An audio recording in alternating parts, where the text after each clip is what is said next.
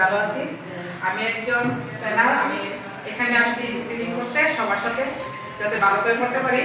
সেই জন্য সবাইকে ধন্যবাদ জানাই, যাতে স্যারকে ধন্যবাদ জানাই, স্যার আমাদেরকে একটা সুযোগ করে দেওয়ার জন্য।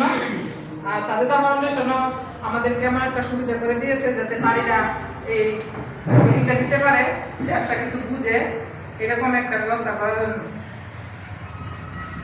এখানে দেওয়া আছে ব্যবসা বা উদ্যোগ উন্নয়ন কি কি বাধা ও প্রতিবন্ধকতা কাজ করে, কিভাবে আমরা বাধাগুলো দূর করা যায়।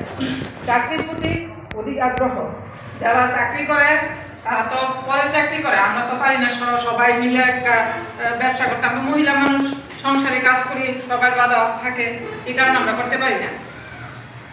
চাকরিও আমাদের ক্ষেত্রে এখন বেশি লেখাপড়া করতে পারি নাই, এই কারণে আমরা চাকরি করতে পারি নাই। আমরা বাসাতে গৃহিণী হয়ে সবসময় চলি। হয়তো টিকা আমরা সবাই পারি, কিন্তু কেউ এটাতে সাফল্যের দিকে অর্জন করতে পারি না। যেমন অনেকে নারী উদ্যোক্তা হয়ে এগুলি করতে পারে, আমরা এগুলি পারি না। এটা আমাদের ব্যর্থতা না, আমরা চেষ্টা করি, কিন্তু আমাদের সাথে আগ্রহ দেওয়ার লোক নাই, অনেক অভাব, এই কারণে আমরা পারি না। আর প্রচারণার অভাব।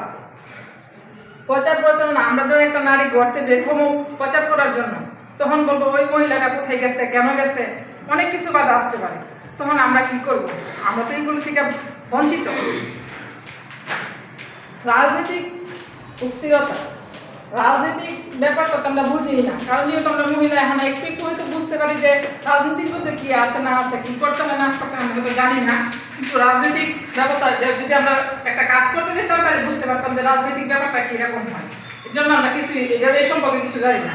আর প্রশিক্ষণের অভাব বলতে, আমাদের এলাকাতে তেমন কোনো প্রশিক্ষণ আসে না যে আমরা সবাই প্রশিক্ষণ দিতে পারবো। আমরা এখন চেষ্টা, এই যে এটার মাধ্যমে স্বাধীনতা ফাউন্ডেশনের মাধ্যমে যে আমরা একটা প্রশিক্ষণের ব্যবস্থা হয়েছে, একটু শিখছি, আর একটু শিখবো, আর যতদিন করবো ততদিন হয়তো একটু করে শিখতে পারবো। এটাতে যাতে কাজে লাগাতে পারি সবাই, এটা একটা চেষ্টায় থাকবো সবাই ইনশাআল্লাহ। প্রয়োজনীয় অর্থ ও সংস্থানের অভাব। অর্থ আর সংস্থান বলতে কি বোঝায়? প্রয়োজনীয় অর্থ হয়তো লাগে না, আবার লাগেও, অল্পতে করা যায়, তার মধ্যে পরিকল্পনা একটু ভালো থাকতে হয়। সবার একটু সবচেয়ে বড় কথা হচ্ছে ধৈর্যশীল থাকতে হইব, কারো কথা কানে না নিয়ে নিজে কিছু করার চেষ্টা করতে হইব, তাই লেগে হইব। তাহলে আমরা কিছু চেষ্টা, অর্থ দিয়ে হোক বা চেষ্টা দিয়ে হোক, এটাকে শেষ করতে পারবো ইনশাআল্লাহ। আসসালামু আলাইকুম, ধন্যবাদ।